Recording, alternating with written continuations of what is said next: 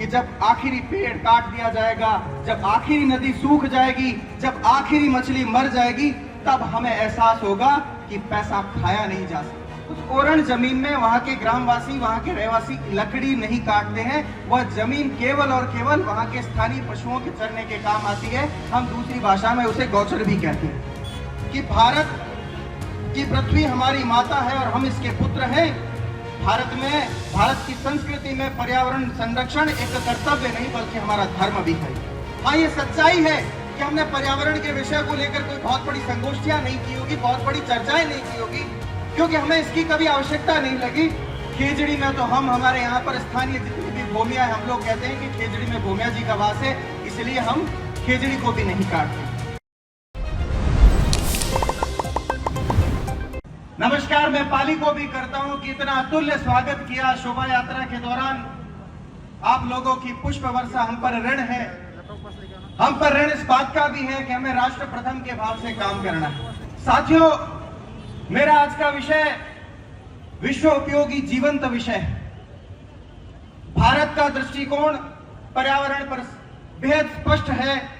हमने प्रगतिशीलता के प्रयोग का वृहद मंथन करने के साथ साथ हमारी सम्यक दृष्टि भूगोल, वन, जल, भूमि, वृक्ष से पर्यावरण को समझते हुए मन, बुद्धि, प्राणों से शुचिता को स्वीकारते हुए समग्र स्वास्थ्य को इसमें समेट कर व्यापक रूप से स्वरूप देती है। हम विश्व के उस संवेदनशील राष्ट्र से आते हैं जहां पर पर्यावरण को व्रत, त्योहार, पूजा पद्धति से जोड़ा जाकर जीवन का हमने अभिन्न अंग बताया है। जहां हमने जल को जगदीश, वृक्ष को विष्णु और भूमि को हमारी माता के रूप में अंगीकार किया। भारत वह भूमि है जहां प्रकृति केवल संसाधन नहीं है बल्कि हमने अपनी माता का स्वरूप माना है। इसलिए हमारे शास्त्र भी कहते हैं, माता भूमि पुत्रोहम पृथ्व्या, कि भारत की पृथ्वी हमारी माता है और हम इसके पुत्र हैं। भारत की संस्कृति में पर्यावरण संरक्षण एक कर्तव्य नहीं बल्कि हमारा धर्म भी है। और वहीं इस राजस्थान की धरा की बात करूं तो आज भी मित्रों, हम जब राजस्थान का कोई ग्राफिक या कोई चित्र बना हुआ देखते हैं तो उस पर हम पाते हैं कि रेत के कुछ टीले दिख रहे हैं, ऊंट दिख रहा है, ऊंट पर बैठा हुआ एक साफा पहना हुआ व्यक्ति दिखता है और पीछे एक दो औरतें जो सर पर पानी की मटके लिए लेकर जा रही है।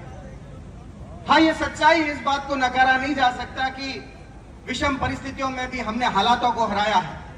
हमने अभावों में भी स्वभाव वाला जीवन जिया है।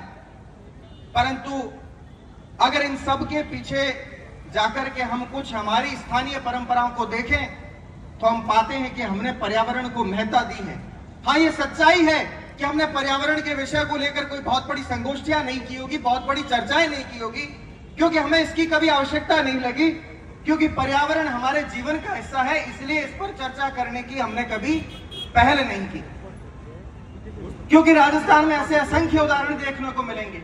आप अमृता देवी का उदाहरण देखेंगे, सिर साठे रूख रहे तो भी सस्तो जान, कि अगर एक वृक्ष मेरे सर देने से अगर एक वृक्ष भी बच रहा है तो भी सस्ता सौदा है।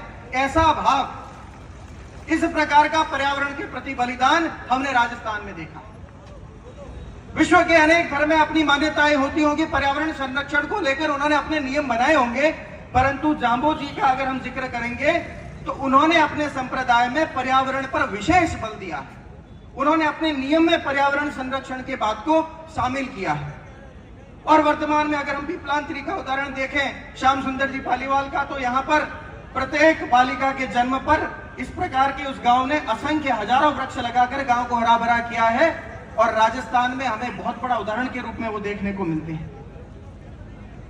और हमारे यहाँ घर घर में हमने तुलसी को माता माना है, तुलसी की पूजा करते हैं। यहाँ के उपासक नीम में मां नागणेचा का वास मानते हैं, इसलिए नीम की भी पूजा करते हैं। और खेजड़ी में तो हमारे यहाँ पर स्थानीय जितनी भी भूमिया है, हम लोग कहते हैं कि खेजड़ी में भूमिया जी का वास है, इसलिए हम खेजड़ी को भी नहीं काटते। इसी प्रकार मारवाड़ के हर नाटी या हर बहुत बड़े कटाव नाले वाले क्षेत्र में हमने मामा जी या भूमिया जी स्थानीय देवता का वास मान करके उसको कोई प्रदूषित नहीं करे, मल मूत्र नहीं करे, उसको कोई दूषित नहीं करे, इस प्रकार की साइकोलॉजिकल इंटेलिजेंस का भी उदाहरण देते हुए हमने पर्यावरण संरक्षण किया। शताब्दियों से हमारे पूर्वजों ने, पुरखों ने ओरण क्षेत्र की जमीन को भी बचाया है। ओरण क्षेत्र की वो जमीन होती है जहां पर हर गांव में एक निश्चित जमीन तय होती है, जिसे हम ओरण क्षेत्र कहते हैं, और हमारे स्थानीय देवता को हम उसका संरक्षक मानते हैं कि वो उसकी रक्षा करते। और उस ओरण जमीन में वहां के ग्रामवासी, वहां के रहवासी लकड़ी नहीं काटते हैं, वह जमीन केवल और केवल वहां के स्थानीय पशुओं के चरने के काम आती है। हम दूसरी भाषा में उसे गौचर भी कहते हैं। ओरण भूमि का अपना सांस्कृतिक और पर्यावरण का महत्व है। यह भूमि केवल और केवल मरुस्थलीय जीवन के लिए आवश्यक नहीं है, बल्कि जैव विविधता के लिए भी आवश्यक है। और यहाँ पर स्थानीय जड़ी बूटियां, पेड़ पौधे, और इससे मरुस्थलीय तंत्र भी बेहद मजबूत हुआ है। और अन्य हमारी स्थानीय परंपराओं में अगर हम देखें कि हाड़ी अमावस का एक हमें ऐसा उदाहरण देखने को मिलता है कि जहां पर जब एक किसान बुआई से पहले हल और बलराम जी की पूजा करता है, तो हमें यह भी पर्यावरण उदाहरण का बहुत बड़ा उदाहरण मिलता है। और अच्छा, फसल कटाई के बाद जो फसल हम काटते हैं उसमें से एक हिस्सा, एक चंक हम लोग काट करके पशु पक्षियों के चुगे के लिए रखते हैं। और खास तौर पर वो जब किसी भी के पास तुलाने के लिए जाते हैं तो उसमें कहते हैं कि साहब ये मेरी 15-20 किलो की फसल है, इसको आप अलग रखिए, इसको मेरी प्रसाद या चुगे के रूप में स्वीकार करिए, इसको तौल करके मुझे दे दीजिए, मैं पशु पक्षियों को चुग्गा डालूंगा। इसी के साथ अब मारवाड़ में खास तौर पर हम लोग तोरण प्रथा के ऊपर में जानते हैं। हम सब लोग जब शादी करने एक दूल्हा जाता है दुल्हन के घर पर, तो जब वो एंटर होता है उससे पहले तोरण मारने की प्रथा। ऐतिहासिक चर्चाओं में जो हमें कहानियां सुनने में आती थी कि तोरण नाम का कोई राक्षस हुआ करता था, कोई दैत्य हुआ करता था, वो न शादी होने वाली दुल्हन को ले जाता था या उसके पति का, उसके दूल्हे का वध कर दिया करता था। तो उसको मारने के पीछे भी एक इस प्रकार की कहानी बनाई गई है, जो हकीकत होगी कि उसको तोरण मारने के पीछे भी एक हरे वृक्ष की लकड़ी को लेकर के तलवार के साथ तोरण मारने की प्रथा है।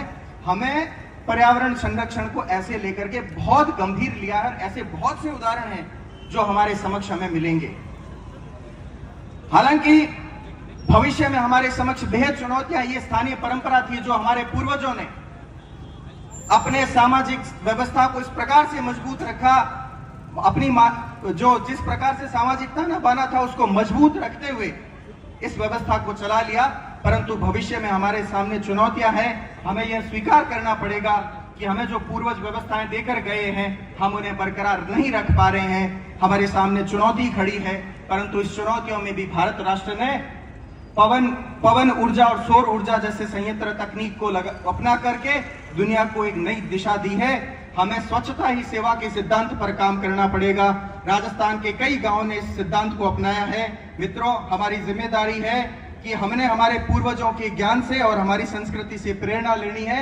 हमें याद रखना है कि जब आखिरी पेड़ काट दिया जाएगा, जब आखिरी नदी सूख जाएगी, जब आखिरी मछली मर जाएगी, तब हमें एहसास होगा कि पैसा खाया नहीं जा सकता।